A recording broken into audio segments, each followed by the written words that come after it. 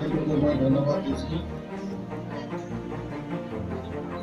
আজি আমাৰ ইয়াত ভাওনা প্ৰদৰ্শন হ'ব।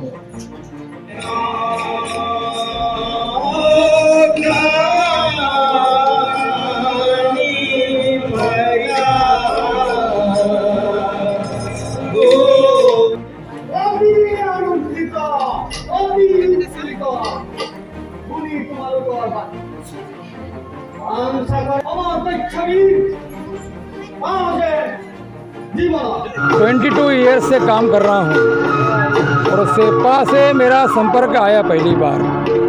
सेप्पा से लेकर तो यहाँ तक मैं जहाँ जहाँ गया हूँ तो नामघर में जाते रहता हूँ और जहाँ जहाँ भावना मुझे पता चलता है कि आज कार्यक्रम है मैं ज़रूर उसमें हिस्सा लेता हूँ। आज ही मुझे पता चला, मुझे बहुत आनंद हुआ। मैं हर समय याद से इसमें अटेंड करता हूँ। जो हम लोग देख रहे हैं आसामीज लोग के सभी लोगों का इसमें सहयोग रहता है। मैं अरुणाचल में देखा हूँ, मैं कामेंग से लेकर तो चांगलांग तक में गया हूँ, वहाँ पर स्थानिक लोग भी हिस्सा लेते हैं, बढ़ चढ़कर हिस्सा लेते हैं। ये आनंद का विषय है। ये केवल असमिया भाषा का नहीं है, इसमें कला है और कला का सम्मान सभी लोग करते हैं। नमस्कार। এইটো কওঁ যে আমি সকলোৱে গৌৰৱ কৰা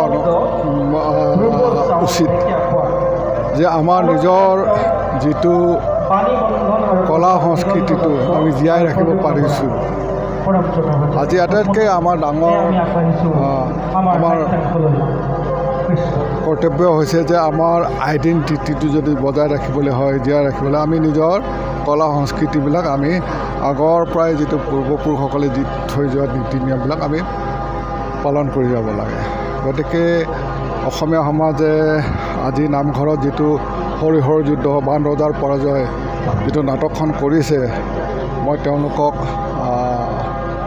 আজি অভিনন্দন জনাইছোঁ আৰু তেওঁলোকক মই ধন্যবাদ দিছোঁ যে তেওঁলোকে এই নামঘৰ কাষৰীয়া সমাজ হ'লেও অসমীয়া সমাজ হ'লেও যে নিজৰ যিটো ধৰ্ম আৰু যিটো কলা সংস্কৃতি এইটো জীয়াই ৰখাৰ যিটো প্ৰচেষ্টা, মই তাক তেওঁলোকক মই স্বাগতম জনাইছোঁ।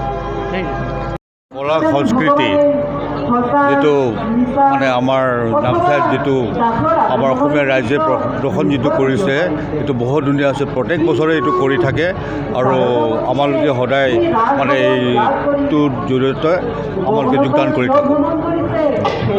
আপোনালোকৰ সহযোগিতা কেনেকুৱা? আহি থাকে, তেখেতে সকলো আহে, ভালে আহে। অসমৰ যোনটো বাসিন্দা ইয়াতে আছে, যোনকেইটা পূৰ্বপুৰুষৰ পৰা বহি আছে ইয়াতে, কিবা সিহঁতৰ কালচাৰ প্ৰগ্ৰামবিলাক কৰিছে, ভাল লাগিছে আৰু লগত মিলিজুলি ইয়াতে চবেই আজি নহয় আজি পূৰ্বপুৰুষৰ পৰা মিলিজুলি আছে।